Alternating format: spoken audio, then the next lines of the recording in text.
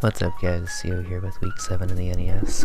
This week we are taking on the Mad Danny, coach of the Aston Charizards. We played him a couple of times on the channel before, but for those of you that don't follow the NES, Danny's basically been one of the top coaches in the league since the league started. Won the first 3 seasons, and I think got knocked out of the playoffs a little early last season, but is one of the top teams. I think he's actually the only team ahead of me right now. So going into this, I knew this game was going to be a nightmare and probably put upwards of 10 hours of practice this week. Kind of just thinking about it a lot, doing a lot of practice games, because obviously, as you can see from the layout, all 11 of Danny's things are pretty scary. I'll get into what he was, or what I thought he was going to be bringing and what he brought. But first, I brought a Yachiberry Flygon with Hidden Power Ice, Flamethrower, Giga Drain, and Earth Power, max special attack, max speed, Jelly. Basically meant to speed tie with a Charizard before it sets up, or a Charizard at +1 when it's set up if it's under Sticky Web. And I wanted to be special this week because I realized the Flygon special coverage actually kind of lined up pretty well with all of Danny's major threats. HP Ice, Flamethrower, and Giga Drain allow me to hit the first 3 things, and then Earth Power allow me to hit the next 2. So basically the only thing I can't switch in on is Florges, which is fine because I have other ways to deal with that. They're not great because honestly, I was kind of expecting Heracross in the last spot, which is 90% of the reason why I brought Cavagrigus, but that's okay. Next up is Shuckle with the Mental Herb, Stealth Rock, Sticky Web, Encore, and Infestation. Max HP, max Speed F, and a little bit of Speed Attack, because it doesn't really matter. But basically the set is meant to get up webs, get up rocks, potentially Encore lock something, and if I need to, Infestation so I can get switch momentum, or at least force him to go for U-turn or Volt Switch or something. Overall, this Shuckle is basically just meant to set up hazards and try to keep them up. It'd be nice if I could Encore lock something into setup as well. We did a lot of practice and realized that it also works on Sub Calm Mind for either Florges or Raikou. Also works for Dragon Dance, also works for Dual Dance Landorus. Also works for really weird Swords Dance Ferrothorn. I've only seen that once, but that was pretty fun. So basically just trying to lock stuff in.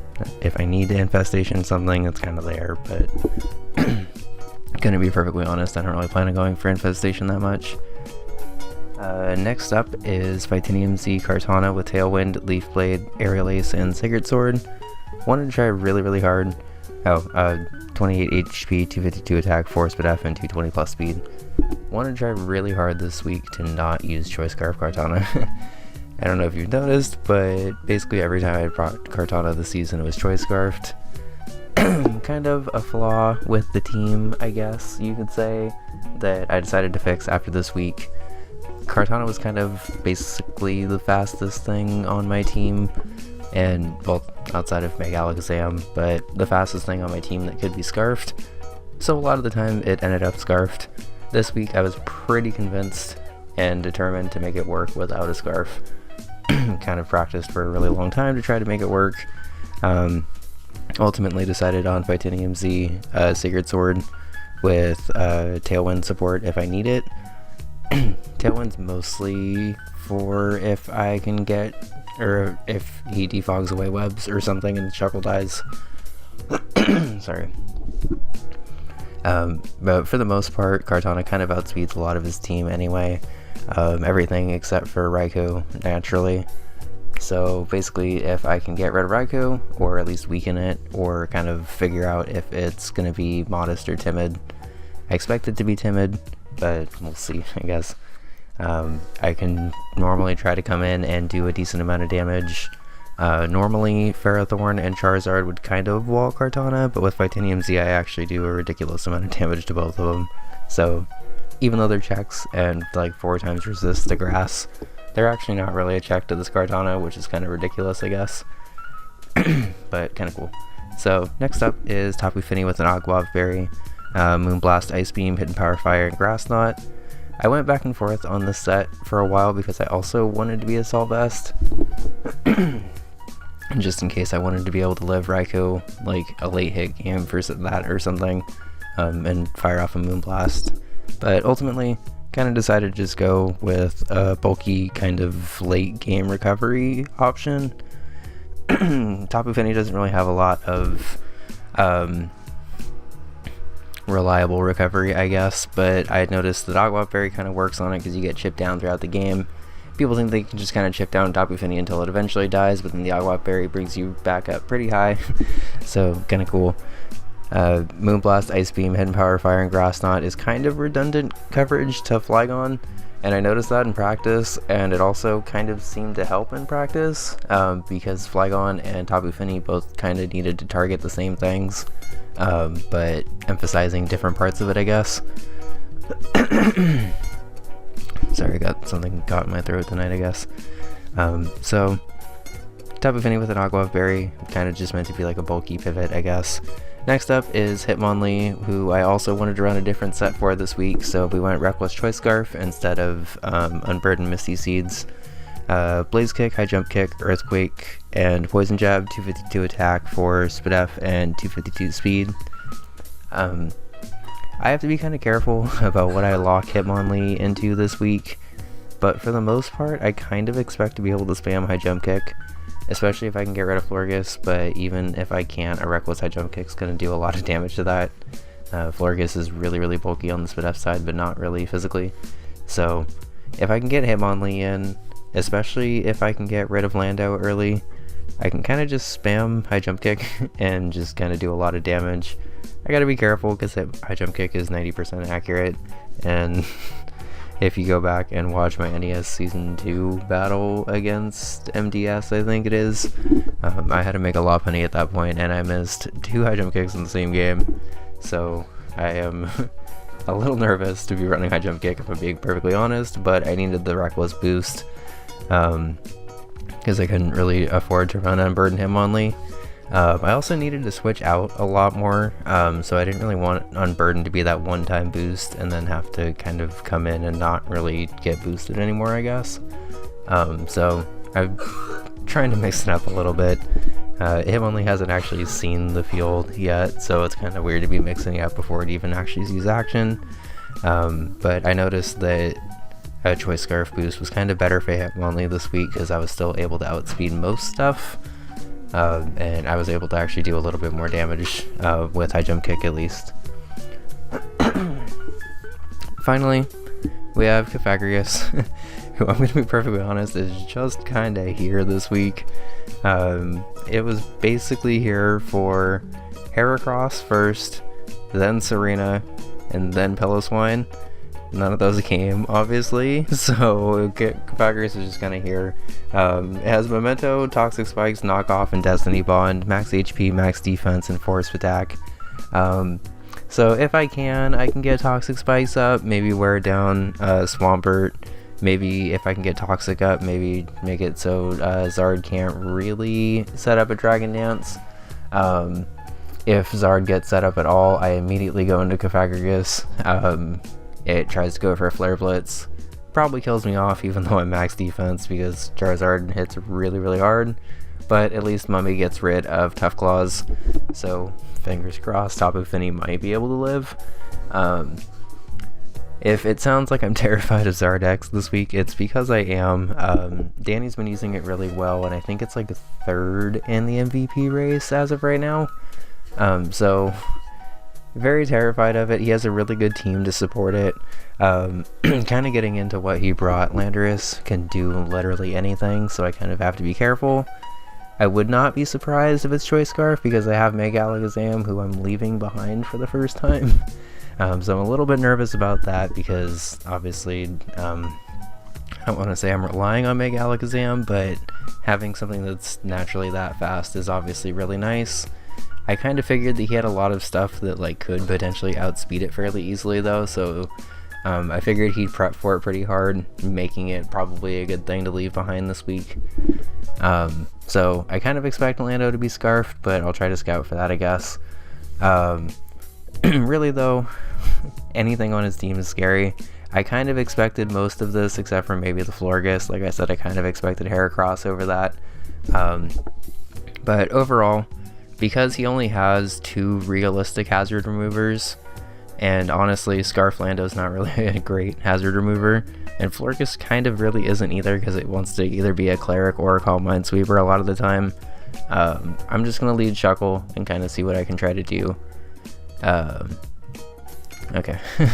Sorry, I should have actually probably refreshed the page before doing that, but that's okay. So he leads Lando, which is fine. I really want to get my rocks up right away just to make sure that Zard can't switch in against me kind of freely, I guess. But I'm also scared that I may be wrong. He's not a Choice Scarf set, and he ends up being like a Dual Dance Rock Polish set, or a sub Rock Polish set like he brought the week before. So I have to be pretty careful here, even though I really want to get webs up or rocks up. I'm going to go for an Encore. He goes for a U-turn. Okay, hold on. I'm just going to refresh this, and hopefully we get a good background. Okay. That blue is fine, because this will at least run better. So, like I said, he goes for a U-turn here, which is kind of annoying because I go for the Encore, which obviously doesn't actually work because he didn't actually go for an attack. So again, I don't really want this thing to sub in my face. I figure it's kind of unlikely because I just showed Encore, but I also don't want to get greedy here because I know Danny is a really strong player, and I really just don't want to get greedy, try to get rocks up. He goes for a substitute, ends up getting a decent amount of damage off because he's just like sub 3 attacks or something like that. But either way, kind of just don't want to get screwed over by a setup Raikou right here. End up getting red again as he goes for a Volt Switch. Oh, so I guess I surprised myself. This is why I have notes and then don't pay attention to them, I guess. So I thought I was gonna Encore there, but apparently I was just like, whatever, I know you're gonna go for a Volt Switch, I guess, and then go for webs. A little risky on my part, I guess. But figuring now, after I calced the damage out for both of those things, both of them are possibly scarfed because neither one seemed to be doing the damage of like a ridiculous amount.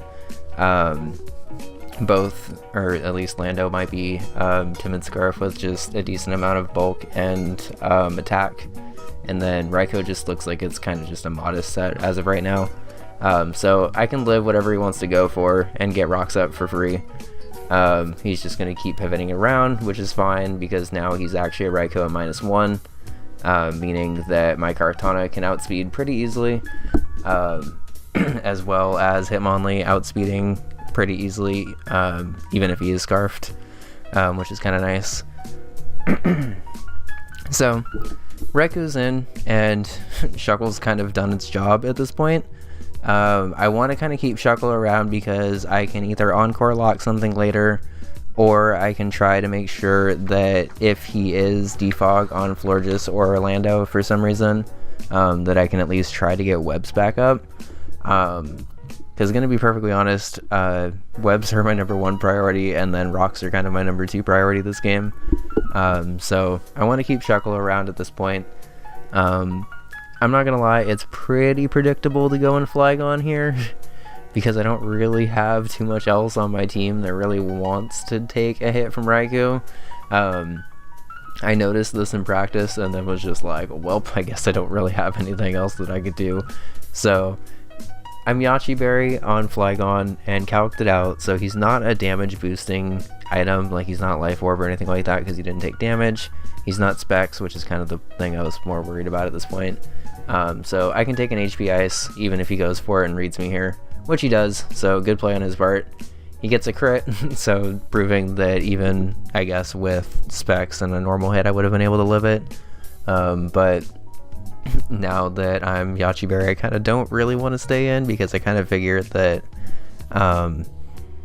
he assumes that I'm going to outspeed and just go for an Earth Power here. I want to, but again, I also know Danny's a good enough player that I got to be careful here. So trying to maintain momentum, I decided to double into Tapu Fini here. predicting his Landorus, which actually ends up happening, which is kind of nice. I figured Danny was probably going to try to avoid the Earth Power and go into, well, either Charizard or Landorus, because Tapu Fini kind of gets advantage against both of them. I'm obviously not physical, so I can just either go for a Surf or a Moonblast right here, or a Surf or an Ice Beam, and try to get damage off on pretty much anything. So, luckily, I've actually managed to play the first couple of turns to make sure that even though he's been pivoting around, I've kind of maintained momentum. It's kind of hard to do because obviously when people have a really good Volt Turn combo, they kind of just get to switch into whatever is normally favorable. But I'm kind of, I guess, trying to do that just with like hard switches instead. So now that I have a little bit of momentum, I'm able to just get damage off on something. So I decided to just go for an Ice Beam because it's at least neutral to everything on the team. It's not going to really do a ton to Ferrothorn, but I do have HP Fire on this, and HP Fire is a 2-hit KO on pretty much every Ferrothorn, unless he's like Max Spadef and he's Ocberry. But at which point I can just kind of switch into something else, I guess. So he goes for the U-turn because he's just been doing that with his Landorus so far. And this damage suggests that he's not Assault Vest, which was like item number 2 that I was guessing that he could be. So I'm a little bit confused by this Raikou at this point because I don't really know what it's going to be, if I'm perfectly honest. So again, I don't really want to go into Flygon because I'm predicting the HP Ice again. Flygon's a little too important in this game because it is able to pretty much outspeed everything now that webs are up. The only thing it doesn't outspeed is Landorus and Charizard on the first time it switches in. He does have to make a evolve on the first turn in our league, so the second he wants to become a Megazord X and gets grounded and then switches in again, he'll have webs up, I guess. So, trying to predict him to basically just Volt Switch, and maybe set up at this point, I guess. I'm just going to go into Cavagragus and potentially go for a Memento on whatever comes in. He shows the Gigavolt Havoc, which is a pretty, like, hard read, I guess, right there, because, like, the last time I went into this, I went in on Flygon. I guess he kind of figured I wasn't going to go into it because of the HP Ice, so, like, kind of double level mind games, I guess. But, anyway, as you can tell, Cavagragus just dropped there. I didn't really have a need for it this game, so I guess I'm not like too upset about it. But knowing that this thing's Z-move, I can guarantee that Kartana outspeeds and at least gets damage off onto something. I'm fully expecting him to either go into Landorus or Zard after this because both of those kind of just wall a pretty regular Kartana, I guess. But I just want to get damage off on stuff, if I'm being perfectly honest. He actually stays in and sacks the Raikou, which is nice because it doesn't really outspeed anything at this point. And since it's shown that it's Z-move, it's not like really boosting anything. And even though Raikou is pretty good against this team, now that it's not outspeeding anything, it's not going to be able to hit. So he goes Lando, gets the Intimidate off. I'm still actually able to 2-hit KO from here. And if he's physical, nothing he has that he can go for will actually kill me here. So I'm not really like too worried about it, but I also don't want him to be a weird mixed Landorus with like HP Fire specifically for this, I guess. So trying to play it safe here and realizing that Kartana, wow, can come in and basically do damage against Swampert or Ferrothorn or Zardax or Florges, depending on what kind of Florges it is. I decided to kind of just play it safe and switch out. Tapu Fini can pretty much take on anything this wants to go for. Again, it just kind of U-turns. And he U-turns into Swampert, which is nice because I kind of figure he's just going to try to get rocks up, try to wear down my team a little bit more, make it so Shuckle can't come back in freely and kind of set up a potential contrary Shell Smash set. I probably wouldn't be Shell Smash with Encore, Sticky Web, and Stealth Rock, but I guess you never really know, I guess. So I figure I have a pretty advantageous situation here. And I actually have an opportunity to go for a grass knot, live anything this thing wants to go for. Even if it's like a banded Swampert and goes for an Earthquake, it shouldn't be able to kill me, and it should put me into Aqua Berry range, which means that I heal back up and then can kind of kill it next turn. Unless he was like a fully offensive minus Spadef Swampert. I knew the Grass Knot wasn't actually going to kill, even though I max attack modest, because Swampert's just not really that much heavier than Tapu Fini, I guess. But I did want to go for the damage, so I decided to go for Grass Knot here. He shows that he's leftovers, which is kind of nice. I don't get the roll, and he shows Mirror Coat, so I just want to pause it right there because that kind of blew my mind. I did not know that Swampert even got Mirror Coat until that happened. I kind of consider myself like a pretty well-researched player. Like, I try to make sure that I practice and stuff, and I try to make sure that I look into movesets to make sure that there's not any like weird stuff that catches me off guard. I had no idea this thing got Mirror Coat. Apparently it's like an Ultra Sun, Ultra Moon thing. Like, I guess I got it from Araquanid from breeding or something like that. So, great bring, Danny. I was not expecting that at all. I ran the calcs just to make sure, and he did need to be like a little bit bulky to like guaranteed live. It's actually like not really that much more bulk. Like, Swampert's actually pretty bulky and can take a Grass Knot pretty well. But overall, I'm just kind of letting it pause on the Mirror Coat play because I was pretty impressed by that while I catch up on my notes here. So this is kind of a free opportunity for Kartana to come in and just get a Leaf Blade off, or a Leaf Blade into something else. I set up and get to +1 now, which is kind of nice, because he goes into Ferrothorn. Now, this is actually the situation that I was waiting for, because as he thinks that I'm Scarfed and is going to be able to just get up like Spikes or something like that, I'm actually fully able to kill him here with a Z move. If I go for a Tailwind into that Z move, I win the game right here. There's nothing that Lando can do because I'll be able to OHKO at the range it's at with a Leaf Blade. There's nothing that Zard can do because I'll just go for a Sacred Sword and it'll kill, and there's nothing Florges can do because I'm set up too much now. Even though I don't actually have steel coverage, if I hadn't set up at all with this Kartana, I'd easily OHKO any set with Leaf Blade. So I really, really, really want to go for a Tailwind here. But as I'm about to click Tailwind, I realize that Ferrothorn gets Thunder Wave, and Danny is a good enough player to bring Thunder Wave against me. And if I go for a Thunder Wave, or if I go for a Tailwind, get Thunder Waved, and then get paralyzed, and then this thing somehow OHKOs me, or he gets into Zard and starts to set up and stuff, I'm actually kind of in trouble. So even though I want to click Tailwind here and just go for the sweep, I decided to just click the Z move.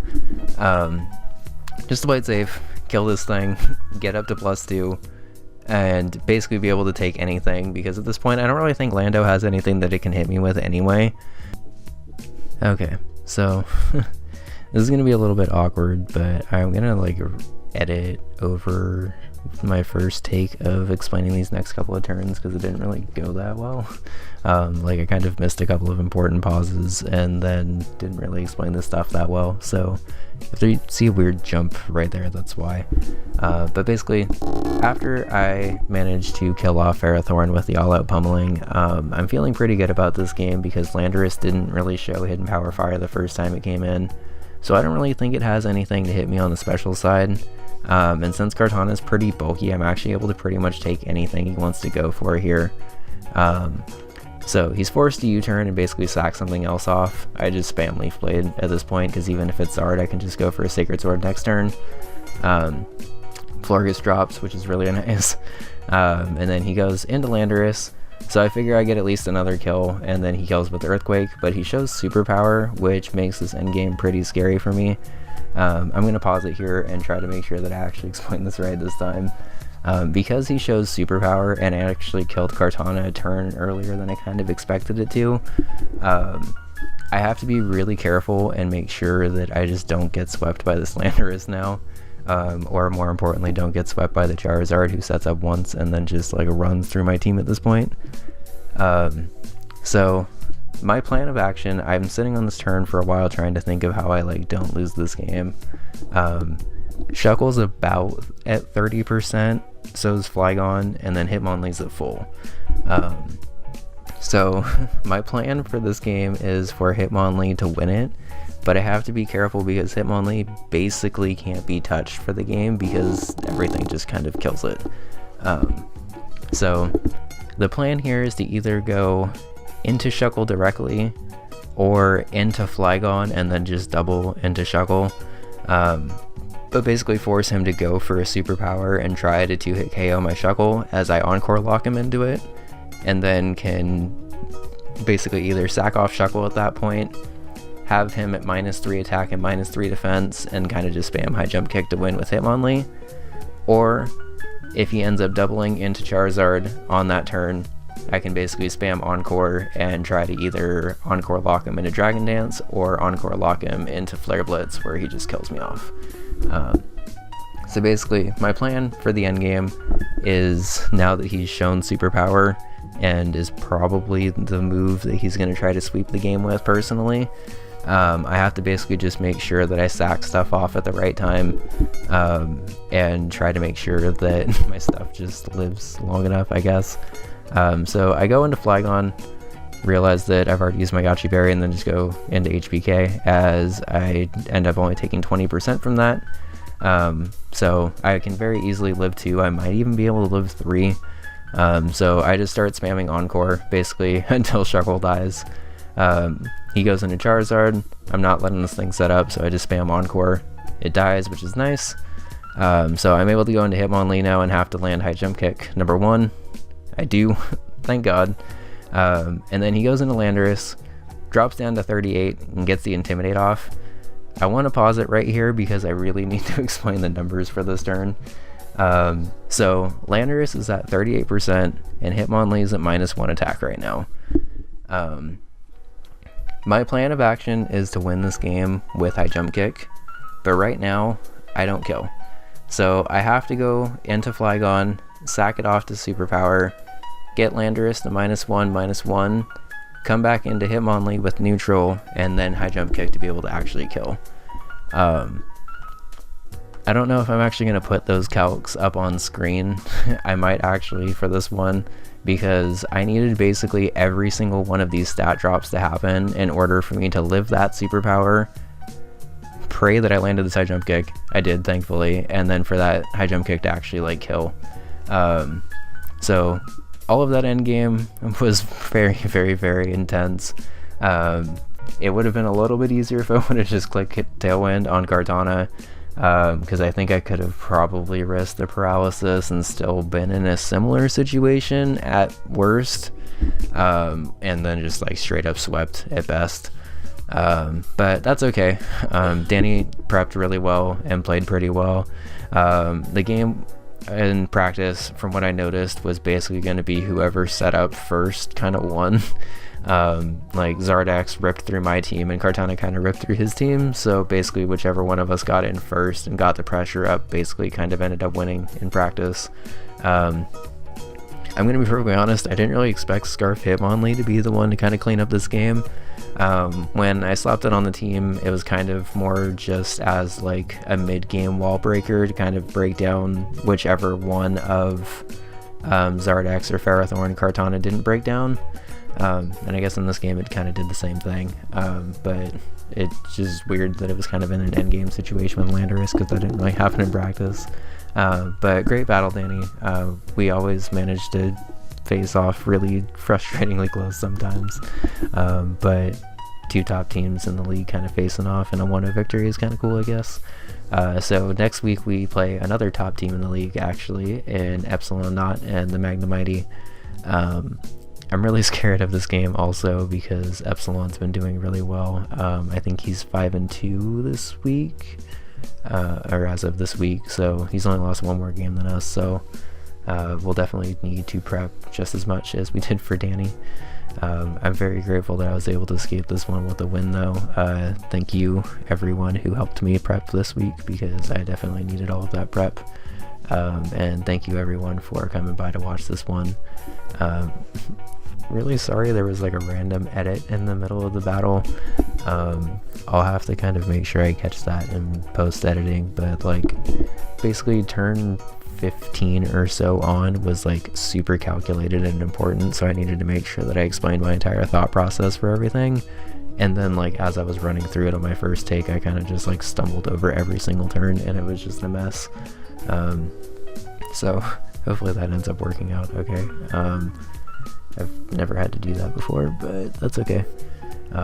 So thank you guys for coming by. Drop a like and subscribe if you're new. And actually, before I end the video, I do have one quick free agent thing to do, so let me switch over to that and I'll be right back.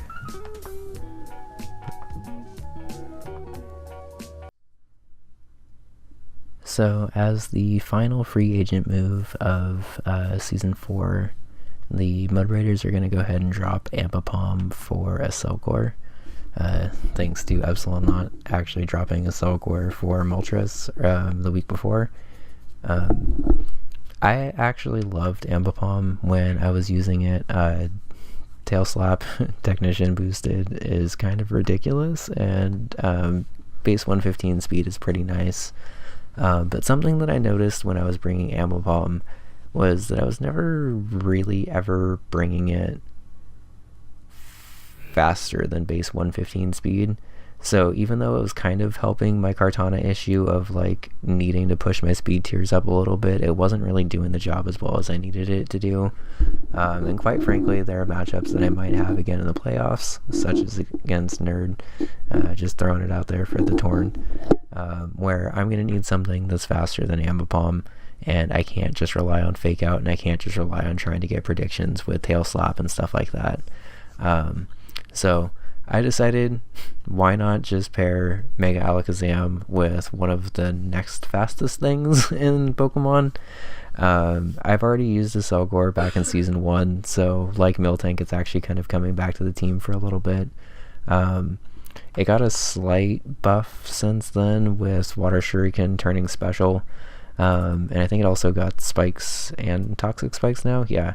So it has a little bit more versatility as a hazard setter as well, which is kind of nice.